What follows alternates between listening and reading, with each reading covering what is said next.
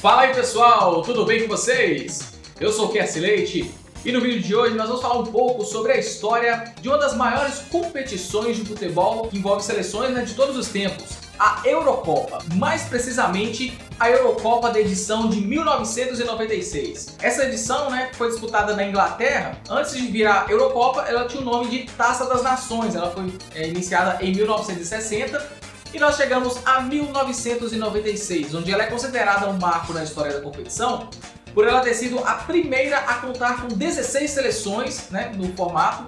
Até então as primeiras edições aconteciam com 4 seleções, depois passou para 8, veio a Euro 96 com 16 e a Euro 2016 já é com 24 seleções. Então galera, vem comigo, vamos embarcar no túnel do tempo e nós vamos saber um pouco mais da Euro 96.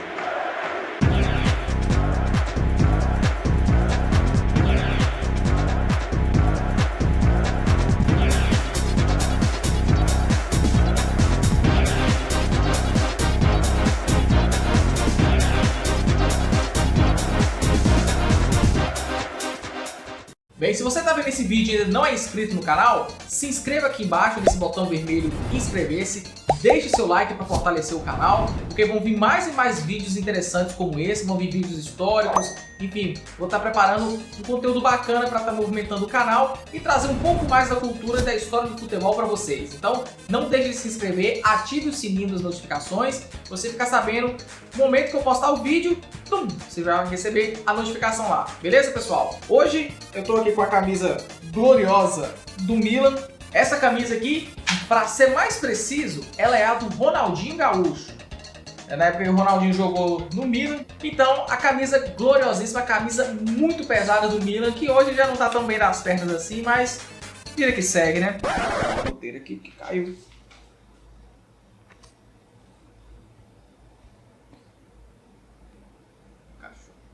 Ah, com a folha. A Inglaterra, anfitriã da competição, não havia sequer chegado a uma decisão, sendo o melhor resultado um terceiro lugar na edição de 68, quando ainda eram 4 equipes que disputavam o torneio. Com uma grande pressão, por além de sediar o torneio, ainda ter que quebrar uma série de 30 anos sem títulos de expressão com a seleção principal e que dura até hoje, a seleção inglesa tinha um plantel muito bom, com praticamente todos os jogadores disputando a Premier League, com a exceção de Paul Gascoigne, que era jogador do Rangers da Escócia e era até então a principal estrela daquele time. Então, falando um pouco sobre a Euro 96, ela foi sediada na Inglaterra, como eu já disse anteriormente. Foi a primeira competição, a primeira grande competição que foi sediada na Inglaterra após a Copa de 66, que foi conquistada pelos ingleses, E a Inglaterra defende justamente o tabu de ter vencido uma competição de renome exatamente em 66, que foi na Copa da Inglaterra.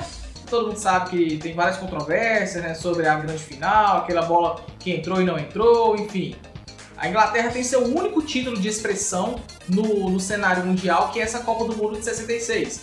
Então você imagina a pressão que os jogadores estavam para poder entrar naquela competição, jogando em casa, com o apoio da torcida e ainda tendo que lutar contra um tabu de 30 anos sem ganhar uma competição internacional de renome.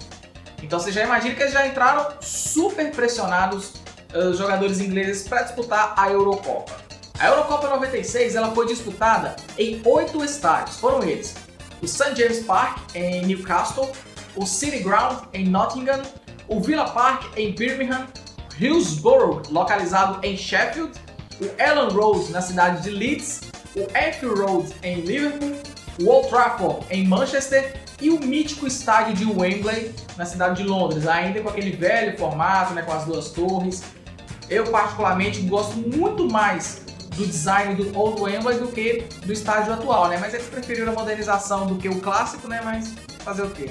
As seleções que disputaram a Eurocopa foram as seguintes: a Inglaterra, porque era o país sede, Bulgária, a Croácia, sim, a Croácia, na sua primeira participação em uma competição internacional após a dissolução com a Iugoslávia. Nós vamos fazer um vídeo específico sobre a história da Croácia e principalmente sobre a assombrosa participação dela na Copa de 98, a primeira Copa do Mundo que a Croácia disputou. Vou fazer um vídeo aí bem legal para vocês. Ainda teve República Tcheca, que era a antiga Tchecoslováquia, a Dinamarca, que era a atual campeã da Euro 92, França, Alemanha, Itália, Holanda, Portugal, Romênia, Rússia, na sua primeira participação também após a dissolução com a Comunidade dos Estados Independentes, Escócia, Espanha, Suíça e Turquia. Suíça e Turquia, elas fizeram as primeiras participações também em competições europeias, sediadas pela UEFA. Dessas 16 seleções, somente a Holanda ela entrou por meio dos playoffs. Isso porque nas eliminatórias disputadas, a Holanda foi uma das piores segundas colocadas, né, das chaves das eliminatórias. Então ela disputou os playoffs juntamente com a Irlanda e em jogo único realizado na cidade de Liverpool, a Holanda venceu pelo placar de 2-0 e, obviamente, conseguiu a vaga para a Euro 96.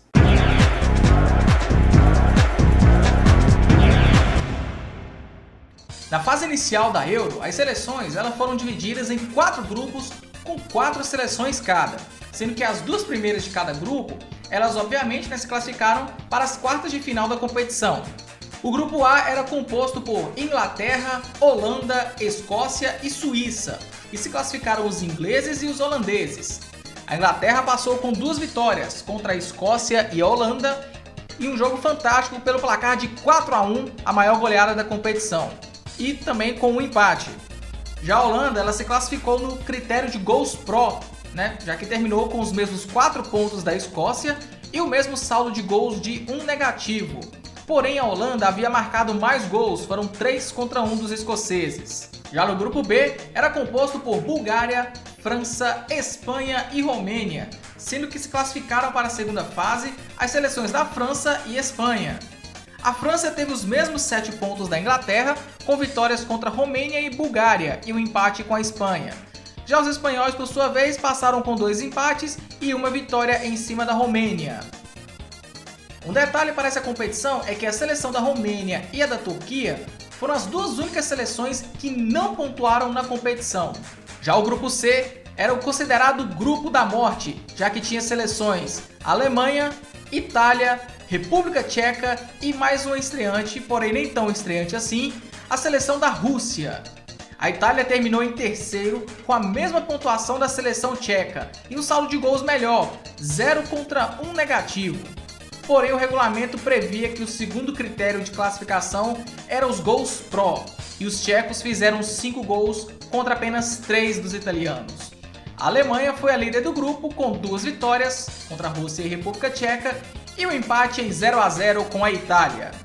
Já no grupo D, nós encontramos a atual campeã Dinamarca, já que não tinha tantos jogadores assim que ainda pertenciam àquela geração vitoriosa da Euro 92. Tinha também a seleção de Portugal e as estreantes Croácia e Turquia. Portugal se classificou em primeiro no seu grupo, numa campanha com 2 vitórias contra a Turquia e a Croácia e um empate com a Dinamarca. Já em segundo lugar, se classificou a estreante Croácia, com 2 vitórias contra a Turquia e a própria seleção da Dinamarca, num jogo que foi pelo placar de 3-0. Essa seleção croata ela veio a ser a base daquela seleção que iria para a Copa do Mundo de 98 e que assombraria todo mundo na sua estreia com o 3º lugar, chegando a perder nas semifinais apenas para a França, né, num detalhe, como muitos costumam falar. E era uma seleção bastante forte, considerada no continente europeu, né, tinham vários jogadores muito habilidosos, né, que estavam nas principais competições europeias, né, dentre eles o artilheiro daquela edição da Copa de 98, né, o Suker, Davor Suker. Mas isso aí a gente vai explicar no outro vídeo mais pra frente, né? Nós vamos fazer um vídeo sobre a campanha da Croácia na Copa do Mundo de 98, então não perca.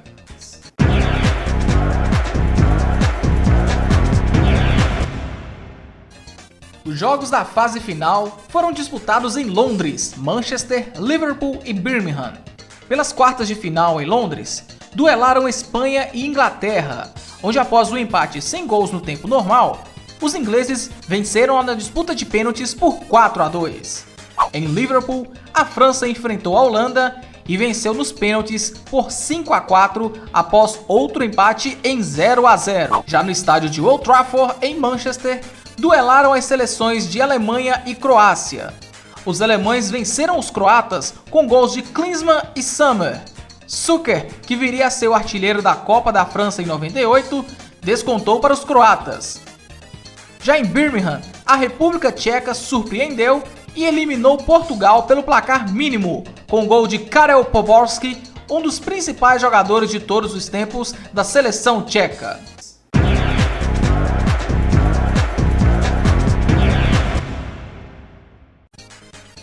Nas semifinais, 2 jogos tiveram seus vencedores conhecidos apenas na disputa de pênaltis.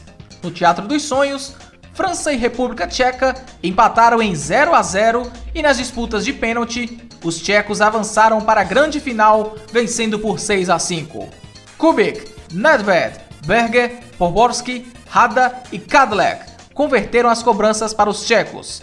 Zidane, Djorkaeff, Lizarazu, Guerin, Blanc fizeram para os franceses e Pedros perdeu a cobrança derradeira. Na segunda semifinal, alemães e ingleses fizeram uma grande partida em Wembley, que terminou com um empate em 1-1, gols feitos por Kuntz para a Alemanha e Shearer para os ingleses. Já na disputa de pênalti, Hassler, Strunz, Reuter, Zieg, Kuntz e Müller converteram as suas penalidades. Já na Inglaterra, Shearer, Platt, Pearce, Gascoigne e Sheringham converteram as suas cobranças, enquanto Southgate parou no goleiro Kopk.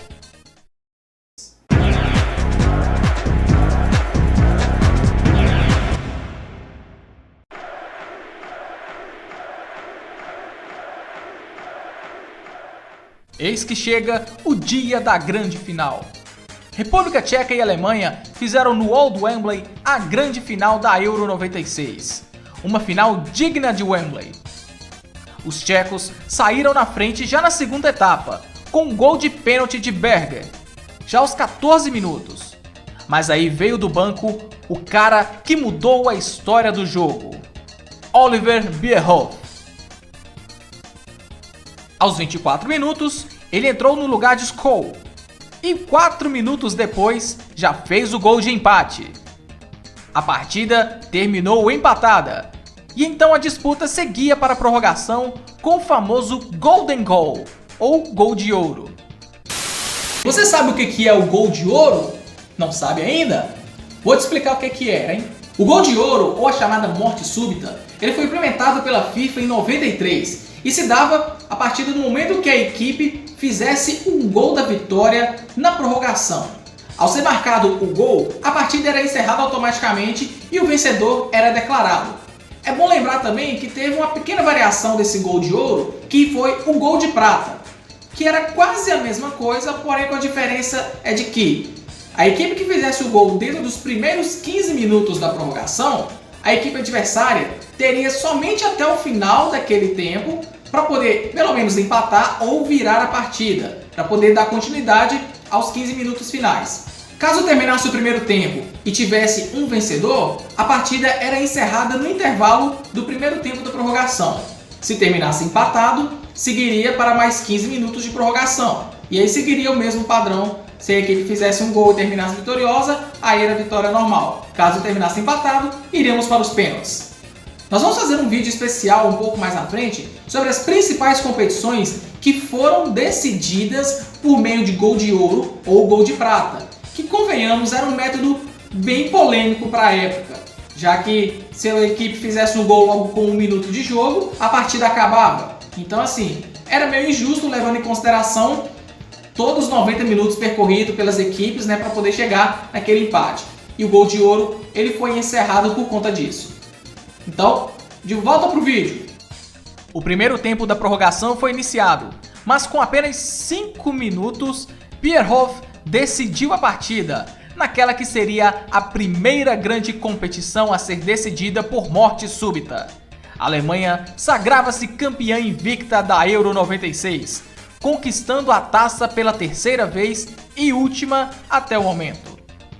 De lá para cá, os melhores resultados foram vice de 2008 para a Espanha e um terceiro lugar na edição de 2012.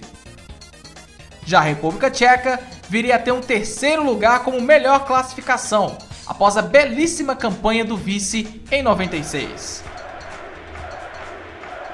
Bem, se você gostou do vídeo de hoje, não deixe de curtir, compartilhar e se inscrever no canal. mais vídeos como esse estarão aqui no canal, trazendo o melhor do futebol para você. Então, se inscreva, ative o sininho de notificações, um grande abraço e valeu!